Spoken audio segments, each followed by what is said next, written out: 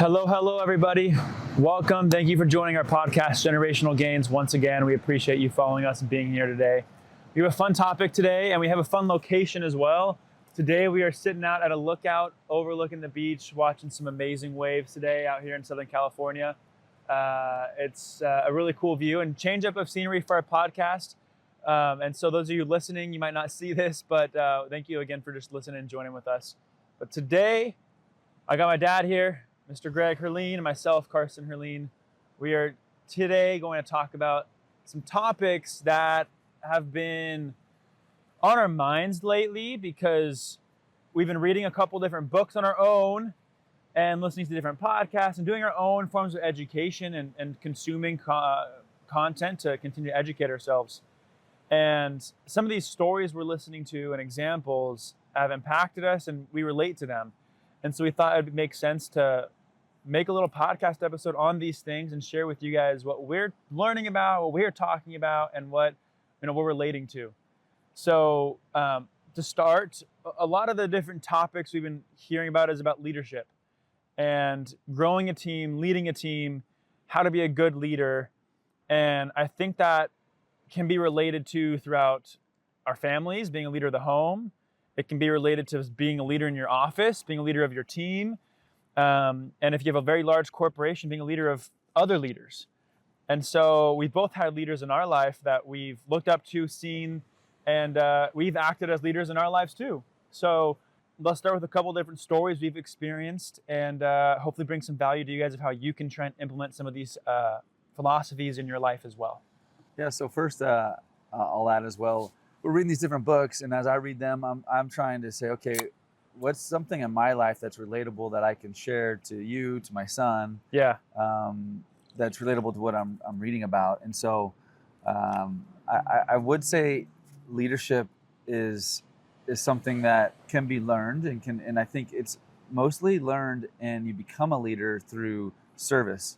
I think a service leader or a person that learns first how to do something and potentially starts at the bottom or near the bottom, for example, makes a big difference. I have people come to my office. So the example I want to share is there's examples about war and leaders that are just incredible stories that we all can read, but I want to apply it to my life, to what I've seen. And just in a simple example, I've seen individuals who've come to me, who've come into my office and have said, hey, I really would like to be the manager of whatever department or lead this department. This happens every year, frankly. And I think most people say that because they want to get a raise. That's how I feel, at least. But it's not always the case. I think a lot of people also want personal growth.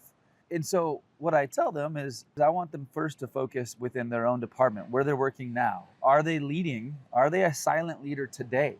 And how are they showing up for those peers around them? I know I've seen in my own business every single year, people step up and start leading, not because they were given a title, but because we had maybe a conversation or even didn't have a conversation. I've had new employees come and start leading by example. And all of a sudden, when the question comes up, we're looking for a new leader or a manager, it's an organic, easy fit. And actually no people push back on it. Some of the biggest problems I've seen when I've hired people is if I hire them in a managerial or executive role and they haven't really ever started in any other role in my company, it's a little bit harder to get people to support them. Who's this person? Why did they get it? Not me get it. So I've found more success trying to find within people that are already naturally leading and serving. And so I would say that's one of the bigger takeaways internally that I've thought about as I've read these books, what we can be doing or what you can be doing. If you're looking to lead, you can do it without the title. Become a natural leader through example and through service. That's good. And that was probably one of my biggest takeaways. And look, I've seen it in my own mission, right? When I served my mission in the church, natural leaders rise to the top and they do it through service for the most part. When I try and be a leader within, because I have a small company relative to yours, but as I'm starting a new company and as I have a partner and managing to start hiring, how I show up and how I'm a leader, I think, is becoming more and more important to me of how I hold myself accountable and how I interact with others. Because when it's just yourself, it's like you can do whatever you want.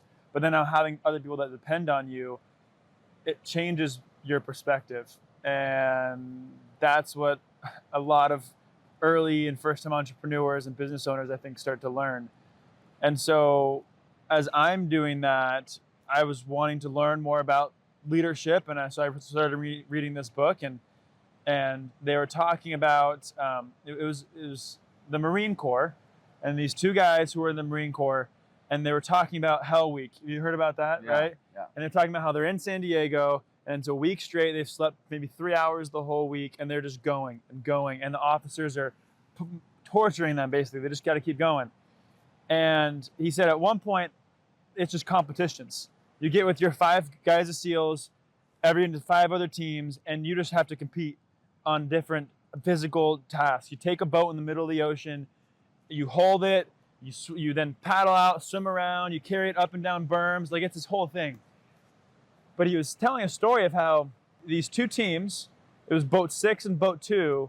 Boat 6 was winning every single time. And every time they won, they got a little reward. They could sit out on the side and wait a few minutes and get a little rest. And team 2 lost every single time. And they were so negative energy between one another. They weren't working together. They were struggling. And group 6 was like, they were crushing it. They were all driving together. They were on top of it. They were super well organized. And so they decided to switch the leaders of the camps, of the teams, because each team had one leader. So they switched teams. And what was happening afterwards was very interesting. After they switched leaders, the second group won the next round. They beat the 6th group. 6th group still got second place. They still did really good. But the second group then went from last to first just like that. And then they won the rest of the day. Wow. And so he was sharing how it's all about the leader. When the leader comes in, takes control, but builds a camaraderie around one another, is happy, is energetic, is providing leadership skills and serving one another, the whole team's demeanor changed. The whole team won. And yes, the other team did good still, but that's because they all had been a part of that already. They knew what it was like, and they still did well. And so it was all about the leadership. That's good. And that leader on the 6th tent, or the 6th group, ended up going to be some big, very high-end leader in the whole Marine Corps in general. But that idea is like, okay, well, how can you take ownership over your team? How can you lead and be an example and create success? Because it's not about the team. The guys in the second group versus the 6th group could have been totally different. Maybe really were not as physically talented as the group that was, group 6. But because of the leader, they succeeded. And so it's not about the team. It's not about anyone's ego. It's about how you can lead a group together. And it's all about that leader. That's good. And so that idea has been really ingrained in my head now of how can I be that leader to a team so that everyone around me excels. Yeah, that's a great example. Something else I would share is I'm reading a book called The Obstacle is the Way. And I think this is a book I'll probably go back to all the time because I feel like it's a great reminder for me as I'm going through hard times. I feel like there's always something hard happening. Sometimes a lot harder than other times. But I think about something I just read and relatable to someone, some executive that was talking to me. And I didn't, sometimes you don't know, like you have to ask your team, like separately, there's a way of doing this. And we've done this internally in my office, but where people can share with you what your strengths and weaknesses are without saying who it is from. So for example, we would sit in a room, my executive team, and we all wrote down 5 strengths and 5 weaknesses about somebody else.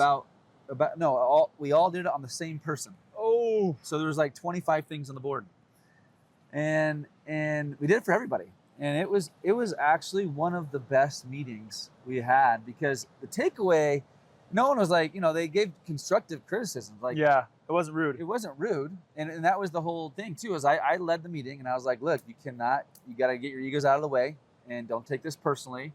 And you would find out the same common thread really throughout. So you could bring those 25 memo cards down to like, stickies down to like 5 on each side.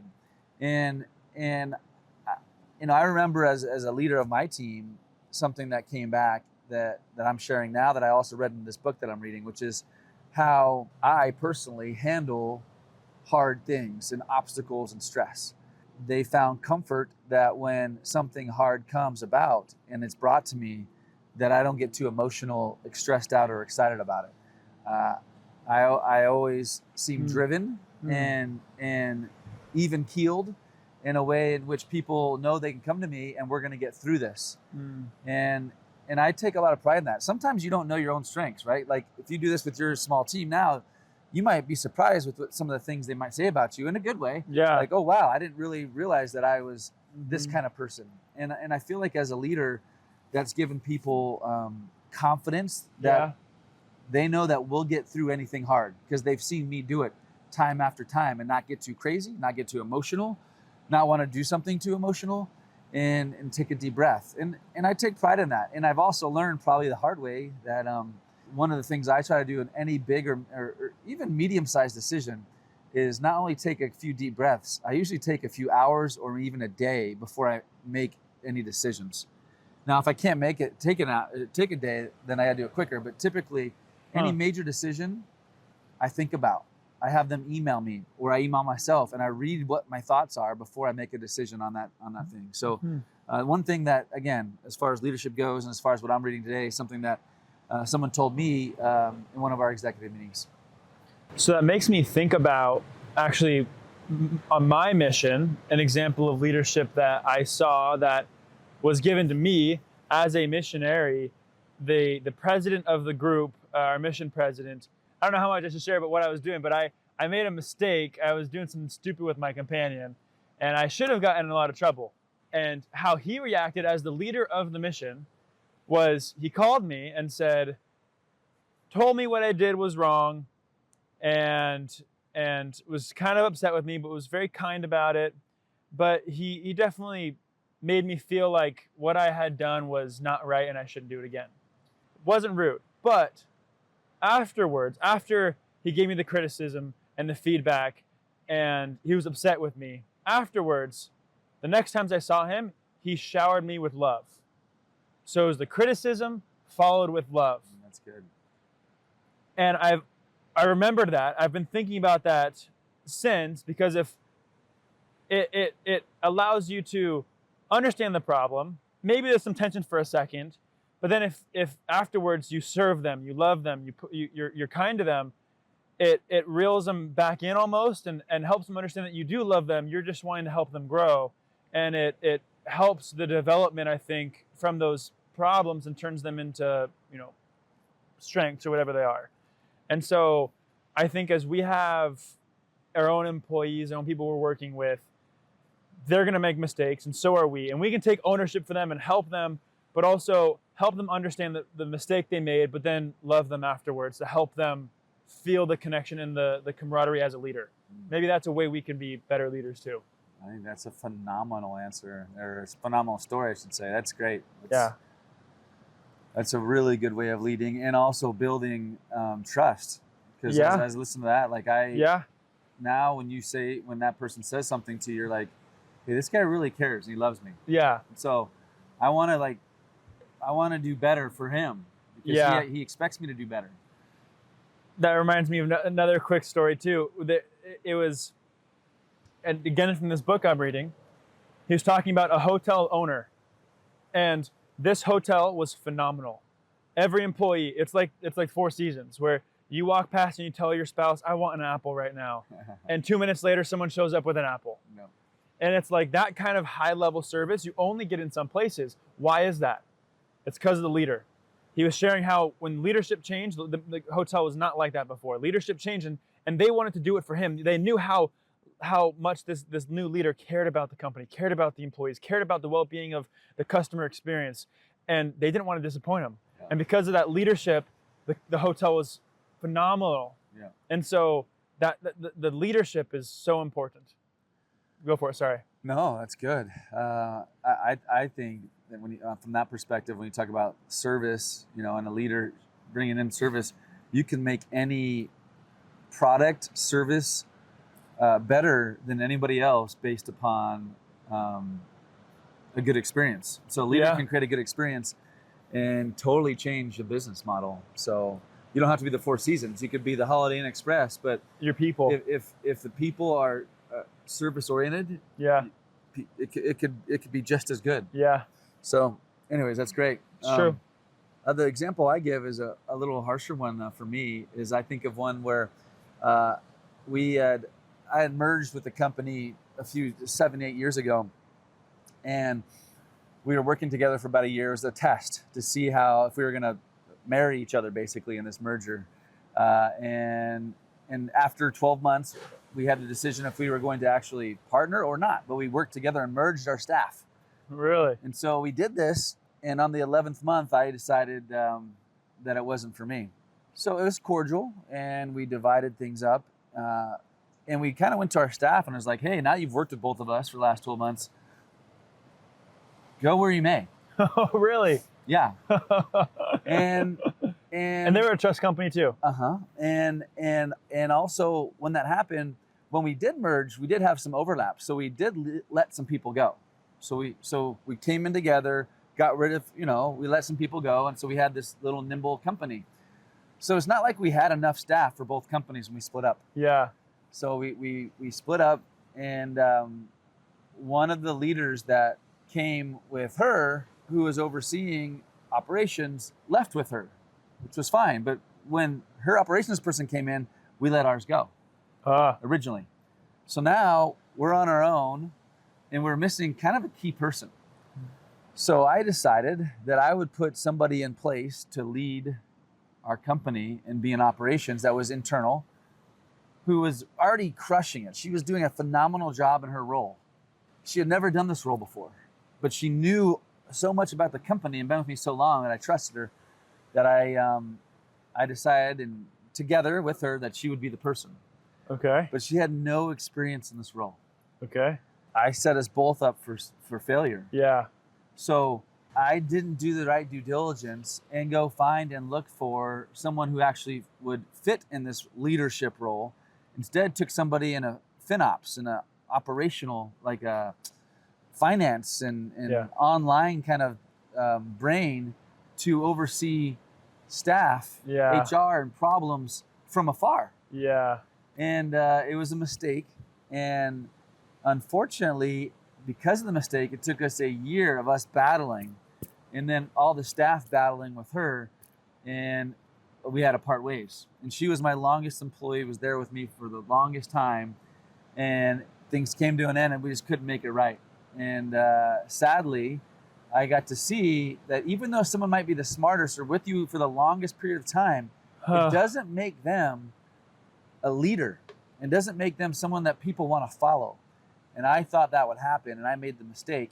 And I think if I would have, once I knew it, and I didn't try to make it keep working, I could have saved the relationship. Yeah. But because we fought and worked on it too long, and she then had this ego about wanting to make sure it would work, it wasn't going to work. We had to part ways. And so how you choose your leaders internally, how you hire them, how they come a part of your company is a big deal. It'll make a big difference inside your organization. So making sure you pick the right person is critical. And you're saying how your employees sometimes would be offended if you brought someone else in and they're like, well, I could have done that. Like, I've been in the company longer. So that also, on the flip side, you as a leader need to make sure that employees understand the vision, understand the why, understand the bigger picture and why you're putting people in the places in the right spots, or else they're going to be upset with not getting the spot too. Then they'll question you as a leader. So then with that decision, you have to make sure everyone understands the broader vision and they can understand why you made the decision you did as a business owner, because they don't understand the business side of it. They understand their jobs. They don't understand why they should not be moved up or not moved here, but you do, and you have specific strategies on why you're doing and placing people in the right spots. And so as a leader of the company, you also have to make sure they understand the why and the business brain behind it too. That's right. That's good. So these are some thoughts that I hope you guys, if you're not a business owner, this maybe shed some light on why your bosses and employee, co-employees, co-workers, peers are doing certain things. And if you are a business owner, I hope this does provide some light to you guys of different ideas you can start implementing in your business too.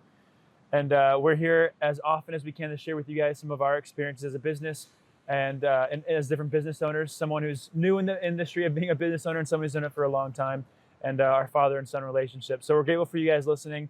And if this is your first time, we do always end with a little something we do with our family called Sweet, Sour, and Service, or gratitude. Just sharing a little bit about what we are going on throughout the week. And we'll be quick today, but I will end with my sweet. And it was just this morning. It was so good. I came in here today for the podcast stoked because I came right out of the water and came up and started filming this with you guys. So the surf today was immaculate. It was so fun. And the past 2 or 3 times I've surfed, it was horrible because it was cold, a lot of paddling, too big. I couldn't catch anything. So I've been kind of like over it. And then today rejuvenated all my love for surfing, and I'm ready to go again. So that was awesome. That's great. I got so many sweets in the last week. Last week, well, about 10 days ago, got married, and I'm reminded now that the night before, not the night before, 2 nights before we got married, we had 3 other couples fly in a day early, and we had an adult dinner, the 8 of us, and some of our closest friends were like, hey, let's go around the room, and just us in a very intimate, beautiful dinner overlooking the ocean in Mexico. And someone had said, hey, let's do the thing you guys do, Sweet, Sour, and Service, and Grateful. And we went around the room, the 8 of us, and it was a lot of tears, a very, very vulnerable and intentional conversation about our friendships with each other. And so my sweet was that people are, that Sweet, Sour, and Service leaves such a good feeling and emotion and experience for so many people. So, I love it. Thank you. Thanks, guys.